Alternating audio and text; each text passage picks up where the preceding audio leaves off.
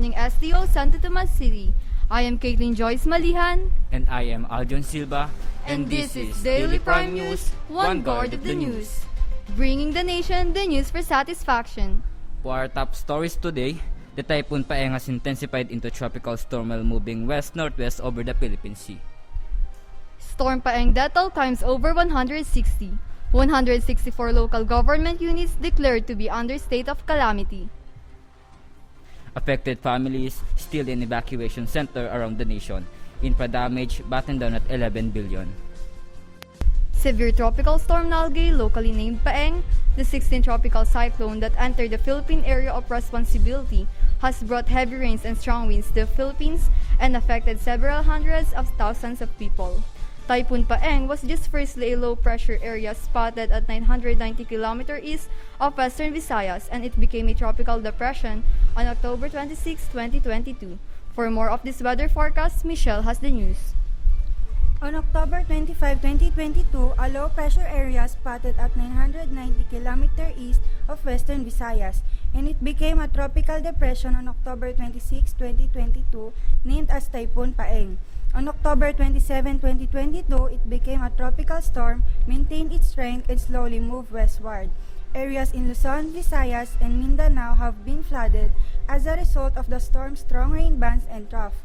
The vast bulk of the nation is being affected by this enormous storm, which has a diameter of nearly 1,100 kilometers. Although the wind impact is not anticipated to be as severe, it has produced heavy rain in a short period of time across practically the whole country. To be specific, Michelle, what parts of the country have been severely affected?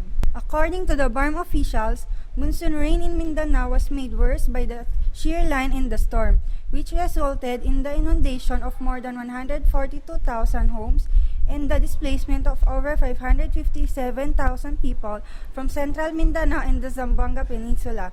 Cotabato City, Maguindanao, Special Geographic Areas, Cotabato, Sultan Kudarat, and Zamboanga City all reported significant floods. And that's Michelle Kadag for our storm update. Thank you, Michelle.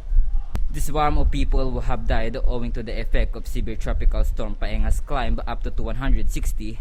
According to the country's disaster management agency, 63 people lost their lives in BARM, which is really in the line of typhoons. The National Disaster Risk Reduction and Management Council announced on Saturday that there are now been 160 confirmed fatalities associated with severe tropical storm Paeng. The most recent report from the NDRRMC states that 132 of these reported deaths are confirmed, with the other ones still being verified. With 64 verified fatalities, Muslim Mindanao's Bangsamoro Autonomous Region continues to have the highest death toll. According to the NDRRMC, Calabarzon has the second highest death toll with 33 fatalities, followed by Western Visayas with 37 fatalities. The NDRRMC also stated that 146 injuries had been reported, while 29 persons were still listed as missing. According to the latest report of the Department of Social Welfare and Development or DSWD, about 16,114 families or 66,988 individuals affected by severe tropical storm Paeng. They continue to seek temporary shelter in 246 evacuation centers nationwide. Based on the report of the DSWD's Disaster Response Operations Monitoring and Information Center, as of November 7, 227 and 25 families or more than 100 million individuals are staying with relatives or friends. Albert shared the report. More than 6,000 displaced families are still staying in temporary shelters around the country more than 2 weeks after severe tropical storm Paeng destroyed a huge portion of the nation.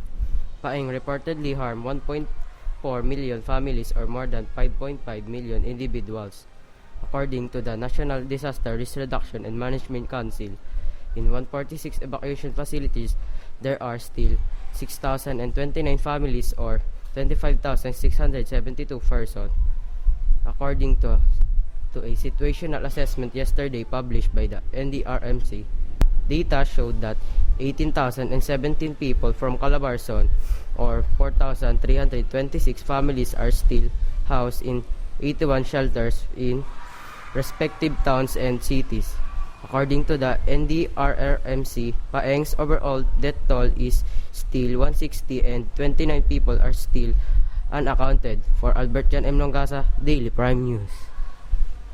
In order to help the government more effectively address the damage caused by severe tropical storm Paeng, President Ferdinand R. Marcos Jr. issued proclamations number 84 declaring the state of calamity for 6 months in Region 4A Calabarzon, the Bicol Region, Western Visayas, and the Bangsamoro Autonomous Region in Muslim Mindanao, due to its infrastructures and agricultural damages.